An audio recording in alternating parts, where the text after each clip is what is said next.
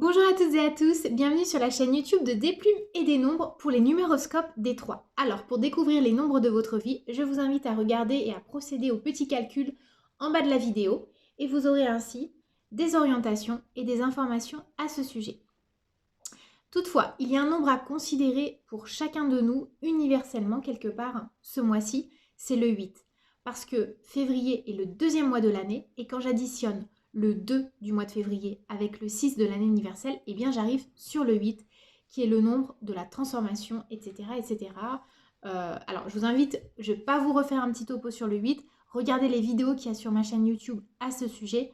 Il y a aussi la place du 8 entre le 7 et le 9 que je vous remets au bas de la vidéo. Et comme ça, vous allez comprendre les tenants et les aboutissants de ce cher 8. Alors, pour ce numéroscope, pour ce mois-ci, j'ai décidé de travailler avec mon oracle et celui de Kevin Piragno, l'oracle des fées débutants. Alors, je mets l'oracle de Kevin à droite. Je reviens vers lui à la fin de cette vidéo pour vous donner des précisions pour vous, chers 3. Alors, c'est parti. Indépendamment du nombre qui traverse votre ciel, on va demander à l'oracle des plumes et des nombres de nous donner un nombre qui va être moteur pour l'ensemble du mois dans l'absolu. Et ce sera celui-ci. Ensuite, on va demander le défi principal à dépasser, à accueillir. Bah voilà, ce sera celui-ci, à intégrer. Ensuite, on va demander l'atout majeur dont vous disposez pour ce mois-ci. Bah voilà, ce sera ça. Et enfin, je vais demander à l'oracle des plumes et des nombres deux dernières cartes, une carte plume et une carte nombre, pour venir quelque part apporter encore plus de précision concernant les actions à mettre en place et les sentiments, les émotions à nourrir. Alors, ce sera celui-ci pour les nombres et celle-ci pour les plumes.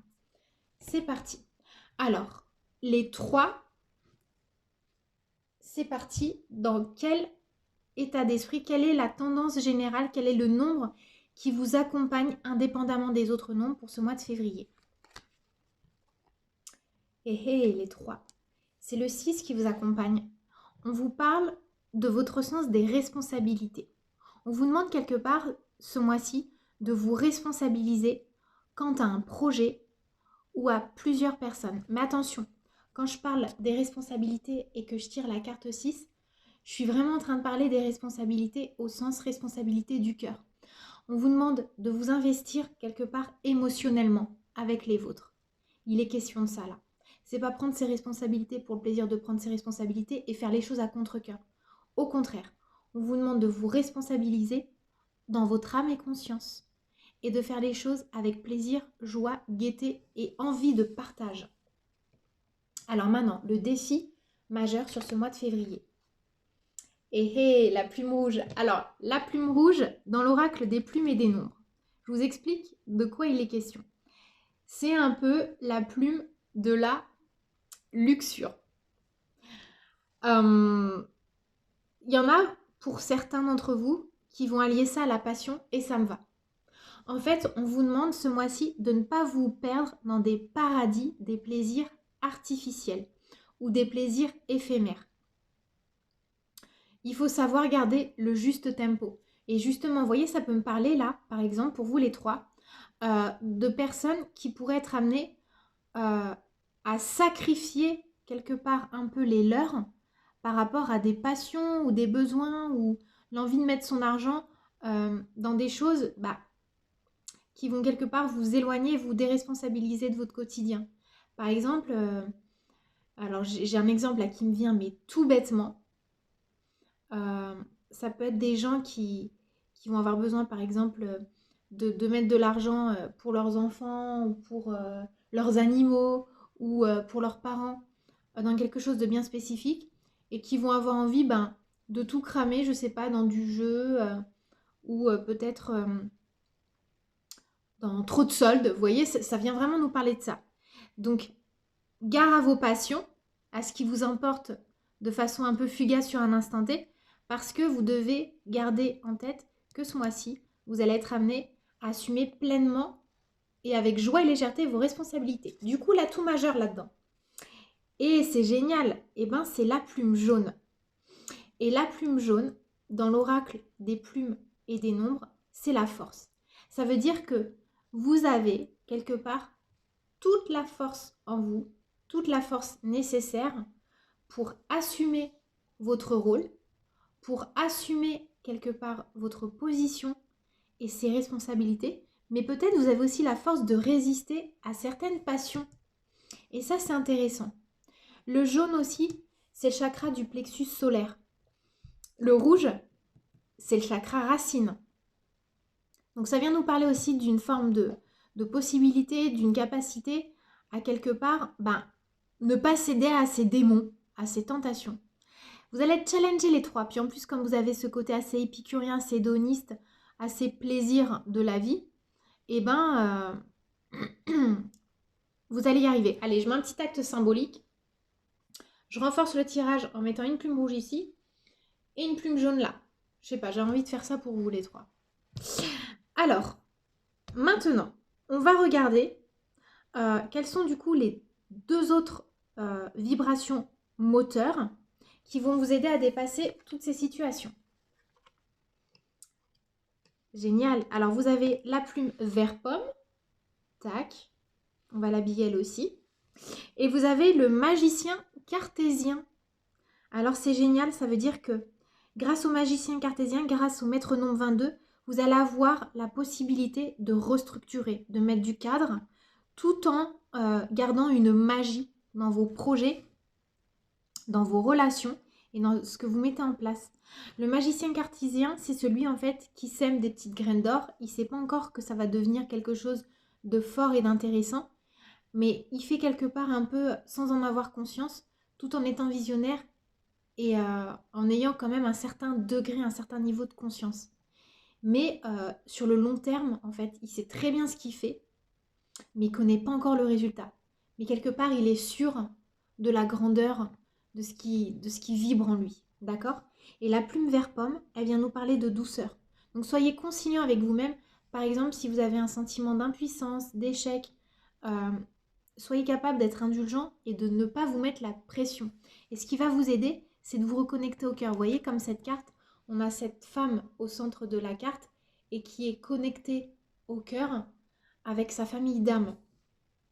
Donc il est question de ça pour vous, les trois. Alors maintenant, je vais interroger l'oracle des fées et des lutins de Kevin pour donner quelque part une petite tendance. Alors, vous avez déjà la coupe, la clé dorée et le oui. Donc si vous posez des questions, est-ce que je vais être capable de faire ceci ou cela? J'ai l'impression que la réponse est oui. Donc en fait, là, on demande à l'oracle de Kevin. Voilà, alors, du coup, on va faire comme ça. Ouais, bon, je ne l'ai pas fait pour le 1 et le 2, mais maintenant, je vais le faire pour les autres noms. Mais posez-vous une question. Posez une question dans votre tête.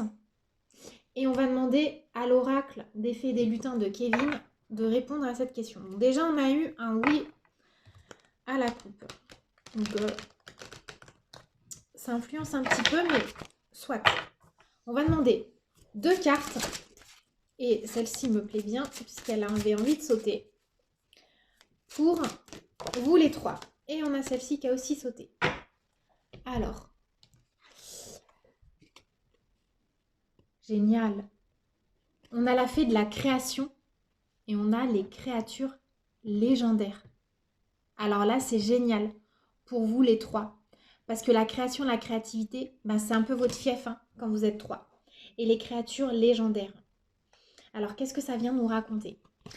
Comme ça, je vous fais mon interprétation et après, j'irai regarder dans l'oracle des fées des lutins des compléments d'information pour vous les trois quant à ce qu'a dit Kevin à ce sujet. Donc, la fée de la création, pour moi, et en plus le 6, il y a quand même pas mal d'artistique. Pour ceux qui connaissent un petit peu la numérologie avec le 6, on vous demande de vous connecter à votre création, à votre créativité. Donc la réponse à votre question, elle va vous permettre de voir venir ce que vous voulez grâce aussi à votre capacité de création. Peut-être ça peut être, comme vous êtes trois, dans la capacité à recréer un lien avec l'autre à travers la communication ou des activités ou un côté loisir, le côté ludique.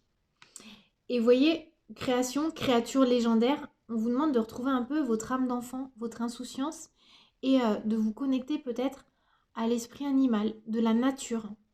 Ça vient me parler de ça pour vous. Alors, je vais regarder chez Kevin ce que ça dit. Et voyez, regardez, j'ouvre le livret comme ça et je retombe sur le oui qui était la carte de la coupe. Donc c'est quand même assez génial.